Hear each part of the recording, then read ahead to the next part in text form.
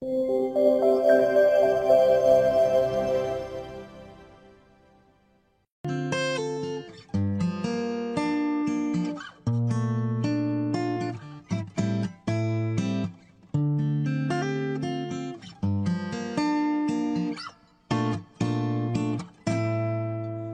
hoài trong giấc mơ là em, là em.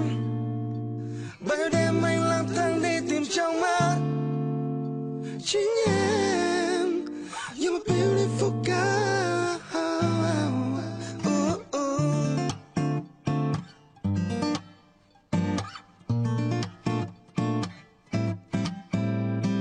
Girl, beautiful girl.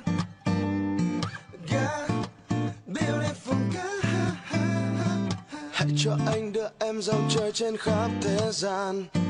Tay trong tay tung tăng trên bờ cát trắng, nắng buông nhẹ nhàng, cùng ngắm mưa sao trên cao lung linh suốt đêm. Tựa vào vai nhau hát thật khẽ, môi chạm vào môi mềm. Chẳng cần tìm làm gì, sẽ không ai tuyệt bằng em. Và trong tim anh em luôn là duy nhất. Beautiful girl, beautiful girl.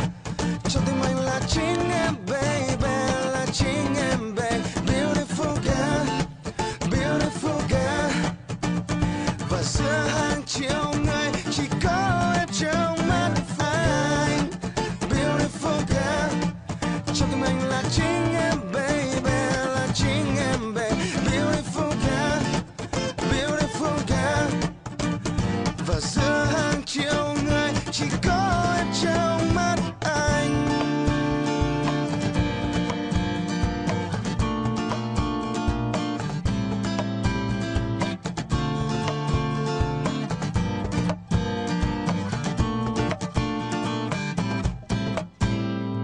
Hãy cho anh bên em chung đôi xây những ước mơ.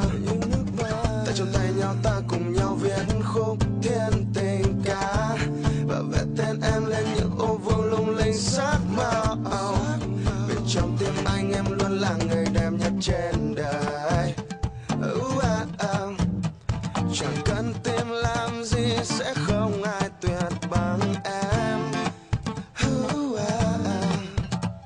Và trong tim anh em luôn là duy nhất. Beautiful girl, beautiful girl. Trong tim anh là chính em baby, là chính em baby. Beautiful girl, beautiful girl. Và giữa hàng triệu người chỉ có em trong mắt anh. Beautiful girl. Trong tim anh là chính em baby, là chính em baby. Beautiful girl, beautiful girl. Và giữa hàng triệu người chỉ có em trong mắt trong giấc mơ. Là em, là em. Bao nhiêu đêm anh lang thang đi tìm trong mơ chính em. You're my beautiful girl.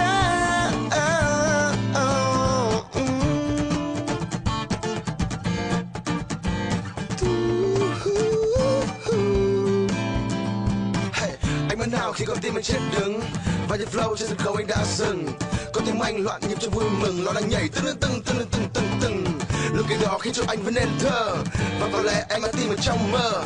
You are my beautiful girl, you are my beautiful girl. Viết thêm một khúc ca anh dành tặng em mà, bởi vì anh thuộc về em baby.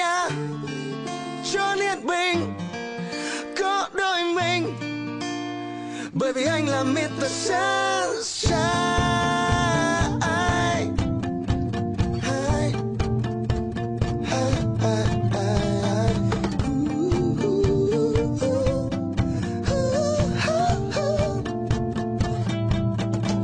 Beautiful girl, beautiful girl. Cho tim anh là chính